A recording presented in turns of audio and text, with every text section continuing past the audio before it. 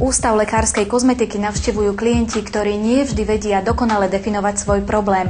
Od toho je tu estetická poradňa, ktorú poskytujú odborníci. Pani doktorka, v čom spočíva takáto poradňa? Keďže každý človek je individuálny a každý má iný problém a dnešný trh ponúka naozaj širokú škálu rôznych postupov, rôznych terapií, rôznych zákrokov, častokrát nevedia určiť sami sebe, že čo je najlepšie, takže individuálne pristupujeme ku každému, poradíme, samozrejme každý sa k tomu môže vyjadriť, lebo je veľmi dôležité počúvať pacienta a vlastne vedieť, ako sa on na seba pozerá, no a my už potom mu poradíme, čo je najlepšie z tej našej strany. S akým ohlasom sa stretávate? Počúvajú vás klienti? Ale väčšinou áno, samozrejme, že keď už niekto sa na niečo také rozhodne, tak už chce mať to najlepšie, chce byť najspokojnejší, takže už určite si dajú poradiť. No a poradiť si nechala aj moja kolegyňa Saška Važanová. Pani doktorka, ja mám dosť výrazný problém s mimickými vráskami, najmä teda v oblasti čela. Mala som už aplikovaný v decembri minulého roka botulotoxín, ale počula som, že táto vrázka, ktorá mi tu zostala, by sa dala riešiť aj kyselinou hyaluronovou. Vždy sa tak delia tieto oblasti botoxové aplikácie na túto hnevovú vrásku, na čelovú vrásku a vlastne vrásky okolo očí. Botox sa môže vlastne aplikovať do hornej časti tváre, čiže to, čo sme spomínali, tie tri typické oblasti. To už je kontraindikované pre výplne, čiže kyselinu hyaluronovú a rôzne iné výplne, pretože to už je priamy kontakt kože s kosťou a tam není už dostatočne vyžívaná tá pokožka po aplikácii rôznych týchto prípravkov. Takže dochádza k nekrotickým škaredým ložiskám, čiže to sa tam v podstate je to zakázané aplikovať do hornej časti tváre. Čo sa týka výplní, kyseliny hyaluronovej a iných, tak sa dávajú do tých dolných častí, to znamená nazolabiálne ryhy, péra, kto má vrásky v podstate na líčkach alebo na celej brade alebo aj do krku. Horná časť je len typická pre botoxové aplikácie. Aj ten efekt bol úžasný. Je pravda, že som sa trošku obávala, ale bolo to, aj čo sa týka bolesti, úplne v poriadku. Aj ten efekt sa dostavil po nejakých 4 dňoch. Predsa len je už asi vyše pol roka po aplikácii botoxu. Ako často by v mojom prípade bolo dobré opakovať túto procedúru? Keďže ste to mali prvýkrát, tak prvá aplikácia botoxu vydrží okolo 4 mesiacov, čiže vy ste úplne úžasná, že vlastne vám to ešte bývajú aj individuálne o mnoho dlhšie, čiže 4 až 6, 7 mesiacov. Botox postupne odchádza a keď ho nemáme ešte úplne odidený z tej danej oblasti, tak treba tam pichnúť ďalšiu dávku a vtedy sa potenciuje účinok. To znamená, že druhá aplikácia vydrží o mnoho viac ako tá prvá. Ono to nie je nejaká závislosť, že nemusíte už to pravidelne opakovať. Ani keď vám úplne odíde botox, neznamená, že ochabnete. Častokrát sa to pacienti boja, pýtajú, že či to tam už bude mať ešte horšie, ešte prehlbené. Nie. Ono ako keby sme pomohli tým vrástkam, že nemusia za ten rok robiť takú mimiku tej tváre, ako by robili bežne. Čiže druhá aplikácia o mnoho dlhšie rok, aj rok a pol. Čo však mi zostalo ako problém, vrásky ako keby trošku odišli, ale pigmentácia sa nevytvorila vlastne v tých vráskach, ale treba povedať, že som ju mala aj predtým. To je zase trošku taký iný problém. Máte typ pokožky, ktorá chytá výrazne pigment, čiže dáva si pozor výrazne na slnko, na solárne lúče a akékoľvek nejaké výkyvy veľmi teplotné, taktiež aj zima, pozor, lyžovačka a tak ďalej. Čo sa týka pigmentácií, tak tam sa už používajú rôzne typy laserov, ktoré samozrejme individuálne vždy na každého pacienta. Treba pozorieť teraz letné obdobie, nie je to vhodné vždy až na zimu, vtedy keď už nie je žiadne slnko a v podstate ani pigmentácia, čiže nie sme opálení po letných dovolenkách. Odborníci vám radi poradia, čo je pre riešenie vašich problémov najlepšie. My vieme množstvo metód, ktoré sa dá a je to veľmi, veľmi dobré.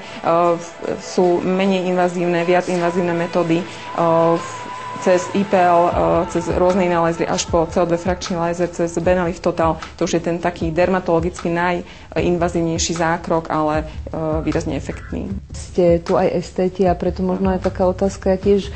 Človek chce byť krajší, nechce to prehnať. Keď sa pozriete komplexne na moju tvár, určite tam čo vylepšiť. Tak vy máte naozaj také dominantné to čelo a tú hnevovú vrásku, čiže keď ste boli výrazne spokojná s botoxom, určite to treba aplikovať, určite tú druhú dávku treba dať, pretože jednak sa vám predĺží účinok a efekt. Na jeseň odporúčam hlavne už teda v zime, taký november, december, najideálnejšie mesiace na odstránenie pigmentácií. No a prípadne, keby ste chceli jemnúčko vlastne nadvihnúť tie hlboké nazolabiálne ryhy, tak doplniť výplňou kyselnou hyaluronovou. Jeden z odborníkov mi tvrdil, že napríklad u mňa by sa dali aj kútiky nejakým spôsobom riešiť, pozdvihnúť? Keď sa aplikuje do nazolabiálnych hrích kyselina, tak ak chceme aj zdvihnúť kútiky, tak vlastne aplikujeme väčšie množstvo pri tých nosných kútikov. To znamená, že opticky sa to zvýši a tým sa aj zvýšia v podstate tie ústne kútiky.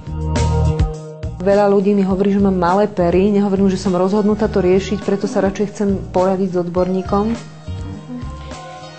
No, malé pery by som ani nepovedala, je to zase, nebudeme robiť veľké kačičkovské pery, lebo to vyzerá neprirodzene. Dolná pera je úplne symetrická, pekná, skôr tá horná, ako keby len tak symetricky menšia, jemne menšia od tej dolnej, čiže dalo by sa to krásne vyplniť 0,5 mm kyseliny hyaluronovej s nádherným efektom. Ten vydrží taký rok, možno aj viac.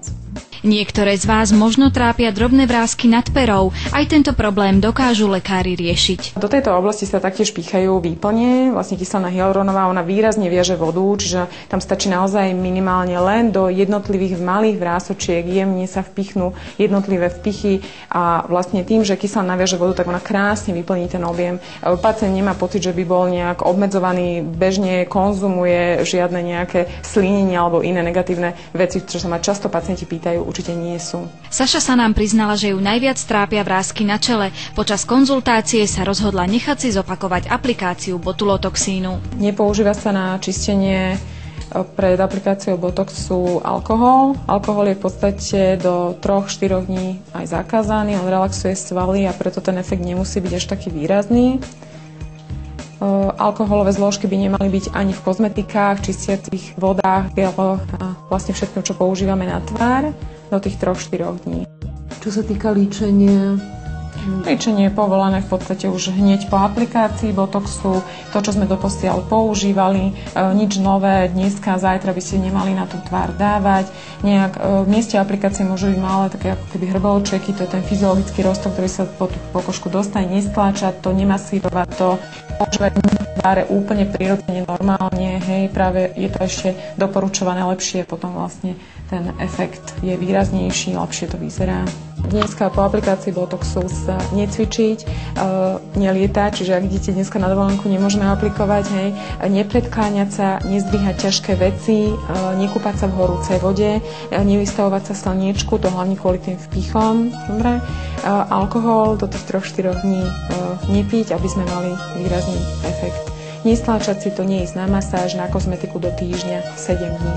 Ja to doporučujem vlastne do nástupu účinku obmedziť aerobné cvičenie. To znamená, že 4. 5. deň už si to sám pacient vie vlastne nakorigovať. Určite 2 týždne nie je až tak treba. Ono sa vám v podstate nič nestane, akorát je to, že ten efekt by mohol byť tým relaxom a tým cvičením a tým okysličením toho organizmu menší.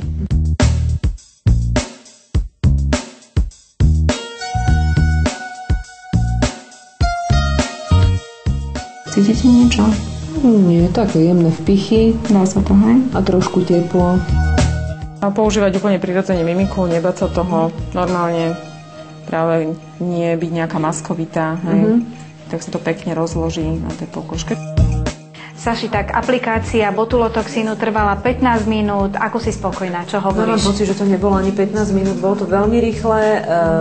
V mojom prípade bezbolestné, naozaj mám vysoký prah bolesti a keď sa pozriem do zrkadla, áno, tak minimálne hrbolčeky, ale sme tesne po aplikácii, takže jemný make-up ani nejaký výrazný a hneď môžem ísť a mám dokonca pocit, že už trošku ten efekt hneď ide, aj keď sa hovorí, že až po 4 dňoch sa rozvinie. Že už sa ti tak mrazí čelo. Taký je to pocit. Takže naozaj ženám, ktoré majú problém, ten výrazný, ktorý ja som mala s touto vráskou, tak to veľa odporúčam, lebo aspoň u mňa ten efekt po druhom raze, to ešte uvidíme, ale už aj po prvom raze bol úžasný ten efekt. Tie z vás, ktoré máte podobný problém, možno Saša presvedčila a aj vy podstúpite podobné vpichy, aby ste sa tešili zo svojej omladenej a krásne hladkej pokožky.